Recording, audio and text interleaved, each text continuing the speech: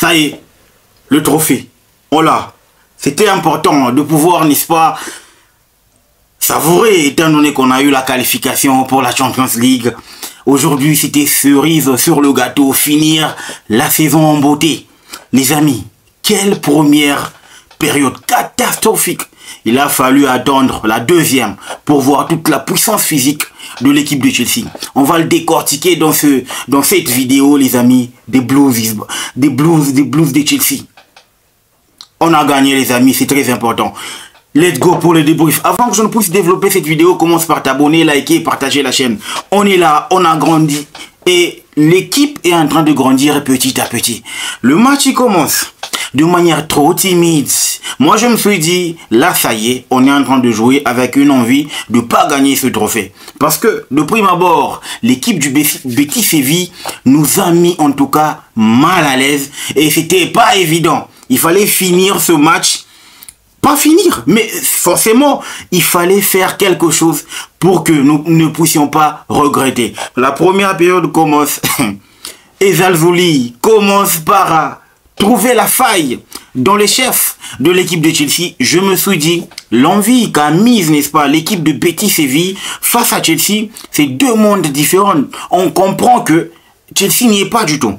Parce que tu regardes l'intensité, l'envie et surtout l'engagement en première période. C'est une catastrophe. C'est une catastrophe. Moi, je me suis dit, mais à quoi jouent les joueurs? Est-ce qu'on est toujours dans la continuité de la fête qu'on a pu passer concernant la qualification de la Coupe, de la Ligue des Champions, bien sûr? Non. Normalement, il y a eu erreur, surtout avec la compo de départ. Le Malo Gusto, il s'est complètement raté parce qu'il n'a pas compris. Il n'a pas compris son inversement. Il n'a pas compris ce double rôle là. En tout cas, il a été dans des très mauvais coups de la rencontre. À un certain moment, il s'est perdu. À un certain moment, il s'est perdu. Il s'est dit, franchement, je ne comprends rien. Comment est-ce que tu veux que je puisse m'en sortir dans cette situation? Parce que là, franchement, Ezzalzouli met la pression. Isco, métronome en première période. Là, je me suis dit, ah, je sais pas, à moins d'un miracle, mais Enzo Maresca doit faire quelque chose pour pouvoir limiter la casse. Parce que, je vous signale que on aurait pu ramasser 2 buts en première période.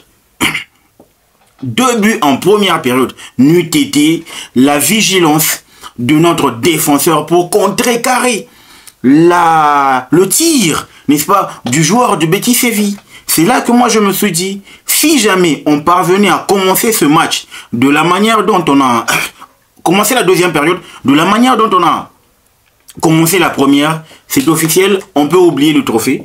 On peut oublier le trophée parce que pour moi je me dis, on peut pas rivaliser avec Betis Séville au niveau de l'envie. Mais il fallait voir parce que je pense de prime abord que Enzo Maresca était en train de prendre des cours. Il était en train de prendre des cours à l'idée de pouvoir faire mieux. À l'idée, je suis en direct parce que je regarde aussi la remise du trophée. Donc les amis, maintenez pas rigueur, je suis en direct en même temps en train de faire la vidéo. Donc c'est ça. Enzo Maresca a appris. D'entrée de jeu, on a vu que Reece James faisait son apparition. Déjà, il fallait commencer par couper l'hémorragie Malo Gusto. Il fallait couper cela. Il s'est perdu et il fallait qu'on se reprenne. Comment se reprendre? Comment se reprendre? Il fallait qu'on se reprenne. Mais comment se reprendre? Commencez déjà par faire entrer le capitaine. Vous avez vu l'attitude de Reece James. Il est entré directement. Il a cherché à haranguer, n'est-ce pas, ses coéquipiers. Il les a rassemblés. Il les a rassemblés pour pouvoir discuter juste un tout petit moment pour, en tout cas, remettre chacun à l'ordre. Les amis, j'ai jamais vu une deuxième période comme celle-là. Parce que vous savez très bien que Chelsea, sa particularité, surtout en deuxième période, c'est toujours de bien commencer et de bien les finir. Chelsea a mis en tout cas le coup sur l'accélérateur. C'est là qu'on a vu la magie de l'enfant prodige, le petit de la maison. Kopama. Kopama, les gars. Il est rentré dans son match. Décision, 2 passes décisives.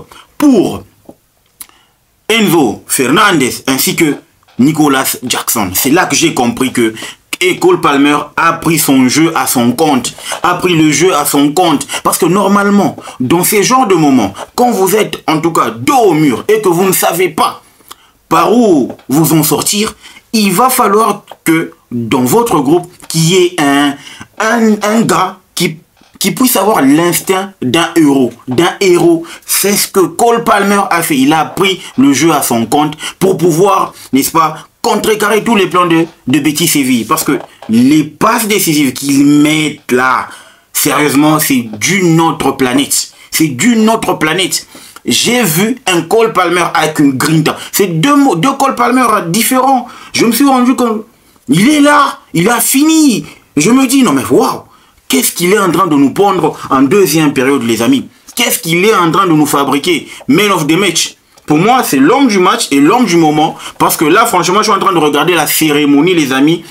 C'est beau à voir. C'est beau à voir. C'est beau à voir. Et normalement, on devait finir avec un trophée. C'était important. Vous imaginez la honte qu'on aurait eu si jamais le Betis Séville avait remporté ce match. Parce que avant même la rencontre, le Betis Séville a commencé à clamer haut et fort que on est vraiment... La différence, c'est que Chelsea a beaucoup plus d'argent que nous, etc. Donc, ils ont tout ramené au niveau d'argent. Donc, ça veut dire que si on avait raté cette finale-là, je pense que là, on nous aurait... En tout cas, chambré. Là, je vois que Malo Gusto est en train d'embrasser, n'est-ce pas, Reece James, parce qu'il a sauvé son match. Normalement, ça aurait pu, en tout cas, mal se passer pour lui. Et là, c'est oh, clave is blue. Parce que là, le stade, il est tellement bleu que la couleur bleu illumine, n'est-ce pas, Copama. En tout cas, son trophée homme du match, hein. Il est là, Cole Palmer, son trophée homme du match. Je lui donne ce trophée en guise, n'est-ce pas, de sa performance en finale. Et c'est beau à voir, les amis. Moi, je trouve que là, franchement, ce Chelsea est en train d'écrire l'histoire. Là, on vient d'entrer dans l'histoire. Nous sommes le premier club, la première équipe à pouvoir remporter toutes les compétitions organisées par l'UEFA. En tout cas, depuis que cette instance fêtière existe. C'est remarquable. Aucune autre équipe ne l'a fait. Le Real, néant. Barça, néant. Manchester United, néant. Manchester City, néant. Seul The Blues de Chelsea, avec son Copama, l'homme, en tout cas, de la finale, qui a fini par remporter son trophée homme du match pour moi. Mais les amis, tout est beau. Signalons aussi que Nicolas Jackson a failli me tuer. Normalement, il avait la balle du break. Mais comment est-ce qu'on peut arriver à pousser la balle de cette façon-là? On peut arriver à conduire la balle de cette façon-là. Le B à bas d'un attaquant, c'est d'abord le contrôle, le bon accompagnement du ballon. Mais là, il nous a prouvé à suffisance que Chelsea a obligatoirement besoin d'un attaquant de grande classe. Parce qu'en Champions League, ça va pas pardonner. En Champions League, ça va être dur, les amis. D'où l'importance d'avoir un bon attaquant qui pourra rivaliser avec, n'est-ce pas, les grands. Et là, je parle de Gyökeres, Victor Osimhen, peut-être Cisco, mais pour moi, je trouve que Chelsea doit avoir un grand attaquant dans ses rangs pour pouvoir bien, en tout cas, configurer. Moi, je dis que Enzo Maresca, il est dans la lignée de la baraka des Italiens qui ont coaché Chelsea. En commençant par Gianluca Vialli jusqu'à Enzo Maresca, vous allez vous souvenir que au moins un Italien remporte toujours le trophée. Pour moi, tous les Italiens qui ont managé l'équipe de Chelsea remportent toujours un trophée. Alors, le dernier en date, Maurizio Sarri, il nous a donné l'Europa League. Coïncidence? J'y crois pas parce que lors de cette finale-là, Chelsea l'avait emporté 4-1 face à Arsenal. Et là, on récidive encore 4-1 face, n'est-ce pas, au Betis Séville. Moi, je souligne juste une chose. Chelsea a appris comment gagner les finales. Et depuis 2008, ils n'ont plus perdu une finale. Oubliez les super coupes. Mais une finale... Depuis 2012, voilà, ils n'ont plus perdu, excepté la Coupe du Monde des clubs face aux Corinthians. Moi, je pense que là, Chelsea a appris à gagner. C'est vraiment un ouf de soulagement pour le nouveau board qui est là. Donc, en gros, ça va être comme un trophée Baraka. C'est un trophée qui va couper, en tout cas, la malédiction, qui va briser la malédiction pour permettre d'entrer dans une nouvelle ère, dans une nouvelle saison. Là, on est dans la saison Boli. C'est le trophée qui va symboliser le Bod, Boli, Egbali ainsi que Weiss. Et en gros, ça passait par un trophée. Déjà, une qualification nous a prouvé que là, on partait pour pouvoir nous qualifier et c'était officiel. Là, on tient un trophée européen, symbole d'un nouveau départ avec ce Bod. Maintenant, le gros ou le plus dur reste à faire parce que là, on aimerait voir un Chelsea qui, en tout cas, a l'envie de bien faire. L'objectif ne sera pas uniquement d'aller, n'est-ce pas, chercher une qualification en 8e. Non, l'objectif sera d'aller défendre les couleurs de Chelsea. Et vous savez exactement que Chelsea est caractérisé par la gagne. On a raté des finales avec, n'est-ce pas, la FA Cup, etc. Mais il était temps de pouvoir finir avec ce trophée.